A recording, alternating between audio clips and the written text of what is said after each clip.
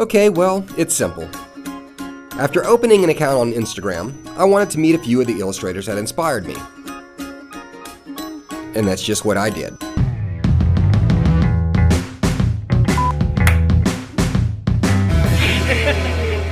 Okay, I am here with Matthew Armstrong. Hello. You go by Matt, whatever? Usually Matthew. Okay, this is my friend Matt. We're on that level. I get so tied up in art. I want to see Matthew, the person. You do work for Disney Xfinity. Well, hang on. Well, Can you do this? this is a video game called Disney Infinity, and we just did the the Force Awakens, the Something Disney tells Infinity me style. that sounds way cooler than it is, or does it sound as cool as it is? It's pretty cool. Okay, I wanted to say that sounds so awesome, and you'd be like, eh. But the picture of your girl on the motorcycle Oh yeah. that I fell in love with, and the moment I realized the guy who did that wants to look at my art. Oh, I was sure. like, Your wow. stuff's like super cool, and all these like chibi mechs and the coloring on your rendering's top notch. You heard it here first. It's thoroughly mutual.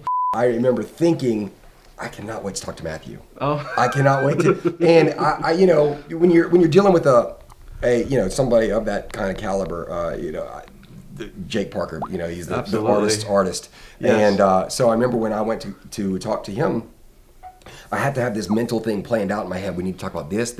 I don't want to talk about this, and that. Right. And we got there, but we ended up clicking so well.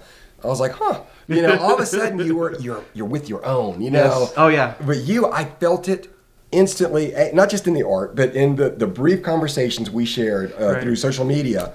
I was like, this is the guy. I was like, I don't need to prep for this, and this is what it's about, and it's the the elbow rubbing that makes this awesome. Thanks, Jesse. That's nice of you. Thank you. Appreciate it. Talented and sweet. Your character design, that is something that I was and am just at awe about. Thanks, yeah. We're gonna go down there in a minute to your office. I was in there for 2 seconds and saw your stickies. Yeah. Ha. Oh. Ha. Yeah. He's drawing on these Post-it notes, and because in my mind, they're throwaway drawings. Just this whatever. It really takes And the I'm pressure looking off. at those, thinking I'm gonna frame each and every one of those. I'm gonna slip them in my pocket. I'm gonna bring them home and frame them. I found this in the office supply section of my job, and I just started kind of doodling with it. It turns out I really like drawing with a blue highlighter and then inking it, and so you got. So all of these are done with that highlighter. Yeah, all these with this highlighter. I've been really digging it. And so I've just been doing these little. I don't know if you guys can. Yeah, there you go. So just all these ideas, kind of come out, and all these little these things. And I think you really need to look how loose these lines are. And I'm imagining if you remove the ink from these, this especially is going to be just as loose as these. But the moment you get those shapes out and you start putting that dark on top of it, the thing comes to life. I really believe in this. you need iteration. I have you have an idea for two. Kind of circle robots or something, stand on a cliff, and you try them different times. Sometimes we want to get to the end so fast that we don't do enough iteration, we don't do enough thumbnailing, we don't do enough that. So I heard some great illustrator once said, when you think you have it in this form, in this thumbnail form, do one more thumbnail, do one more sketch. You're absolutely right. I think something like this is the best way to avoid cliche, avoid the bad habits that you've done. I'm a big fan of less is more. Yeah. Some of the people I'm really looking forward to talking to is that, and it's knowing when to stop is a huge skill. Yeah. And you know when to stop. Well, they say an artist needs two things, right? You need the artist and the shotgun. You need the artist to make the drawing, and then you need a shotgun to shoot the artist before he overworks it. Oh, now I get it. Well, apparently somebody has the gun to you 24/7 because your stuff is. I mean, I looked at some of that stuff, and don't get me wrong. I said my favorite piece you did is the girl on the bike, and as far as and that coloring is great because it's a lot of earth tones, and I use when I'd say the colors are muddy, that sometimes sounds like an insult. In this case, because they work so well together, they're beautiful. And then at some point, you ended up posting the one that I realized he's the real deal, because I'd already seen that, but you posted your mech soldier, or your green mech unit, and then your soldiers, right? And then at that point you were speaking my language. You chose to use your detail where it mattered. You use it on the unit, absolutely, and you use it in some of the soldiers, and you didn't distract with any of that detail in the environment because you had the grass blowing. Oh yeah, and I was like, wow. There's This is those awesome. rules about art, like there's a 30-70 rule. You get the 30% detail and the 70% kind of big space, or you can go 70% giant super detail, like most Star Wars ships are like really got greeble all over them, and then little areas of rest. But it can't be 50-50. It can never be 50-50. Right. Rules are things that can't be broken, but principles. You learn the rules and then you break them. Yeah. Principles are the things that have worked through all recorded time, but they're not. You don't always have to follow them. They can be broken. With it being the March of Robots, yes. I'm not good at those, and right. this is it worked with Inktober. I'm like, let me try it with robots. So I started doing that, and right. you have it down. Have you drawn robots forever? Because I didn't see it very many. Robots is the very first thing I ever really set. Well, it's like 1984, and the Transformers comes on TV, and like I'd already seen G.I. Joe and I liked it, but I mean, Transformers just really took me away. I mean, before that, it was like really Star Wars. But anyway, that something about being 1984 and being 7 years old or something like that, really just I wanted to draw them so bad. Like it was a real, and so I got I just started learning how to draw them, and I drew them just all the time, and so I just started like drawing robots. Like there's something like I'd kind of drawn before, So you started off looking like Transformer, that type of thing, stuff. Yeah. Because what I saw about that was your own, it. Yeah. Oh, definitely. And so that it's always been kind of robots. Well, I think that part, the one you mentioned, the girl on the motorcycle. I mean, she at first she was just kind of purple like that, but I mean, you learn all these rules about color theory, and then you learn all the rules, but then you kind of try to forget them.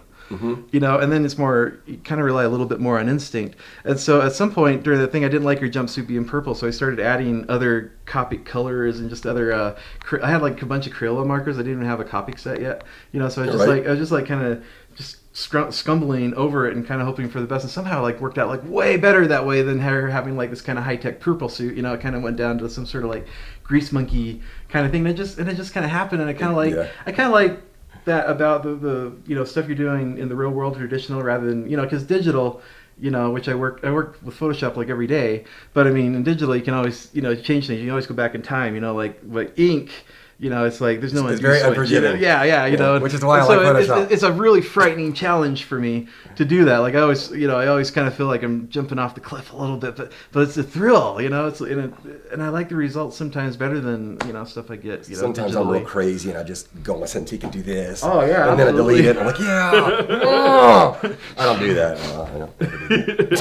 I don't. I make sound effects in my room, and my wife got she was alarmed at first, but now she accepts me for who I am. Yeah, and she doesn't worry when she hears like like big explosions and stuff like that. You were talking about starting off with Hasbro and with G.I. Joe and the Transformer. Right. Was there any other of those 80s things that inspired? Sure. I mean, pretty much all of them. Pretty much an equal opportunity 80s pop culture nerd. I mean, I got out of it when I was like kind of like young 20s, and like I was in a band for a little while and stuff, but I came right back to it as soon as but I mean all of them really. I mean the Transformers meant a lot to me, Voltron meant a lot to me, Star Wars meant a huge great deal to me, and those were the things I was drawing at first. He-Man and the Masters of the Universe were like fantastic.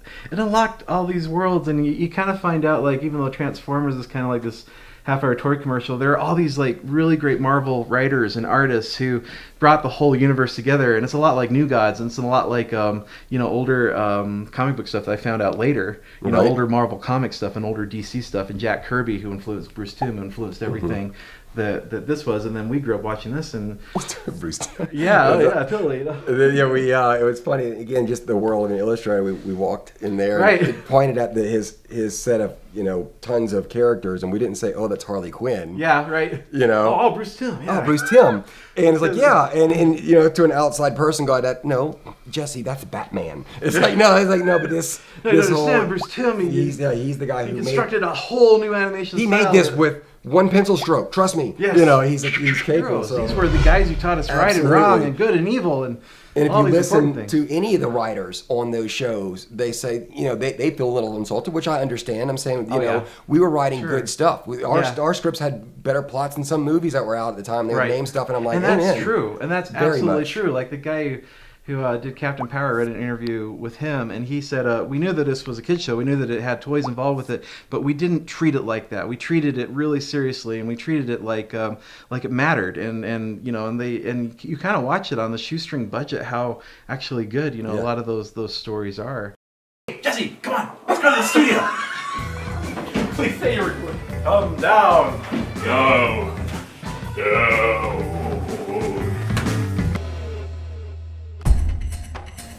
Sunday comics were like the most important thing, you know, especially like in elementary school, middle school. Like, I mean, you know, because I didn't have access to comic books yet, but I loved Sunday comics. I mean, I collected all of them, and you know, I cut them out and put them in a shoebox. And Calvin and Hobbes was huge. And then, you know, so later on, you grow up and you become an artist, and you're like, what was it about Calvin and Hobbes that I loved? And you just look at like the brushwork, and you look at the, you know, everything about it, the imagination, the writing, the humor and everything, and you just realize that this was it, and nothing else came along to match it.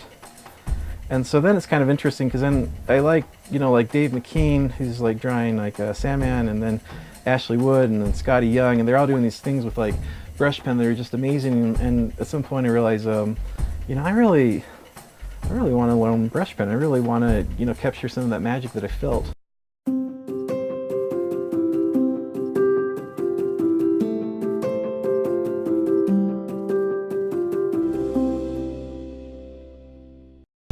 This right here, I'm really excited about.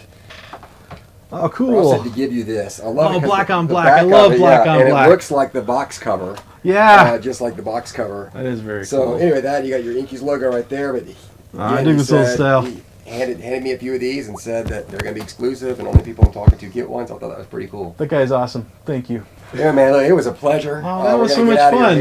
And yeah, this is one of those things that, like, sad to see you go. So trying to make it hang out more. smaller, but I can't make it so small that I could. I'll be over there in 5 minutes. Right, and you know, we artists, we have to stick together. You know, that's what we're doing. That's what this is about. So anyway, again, man, I'm out of here. See ya. All right.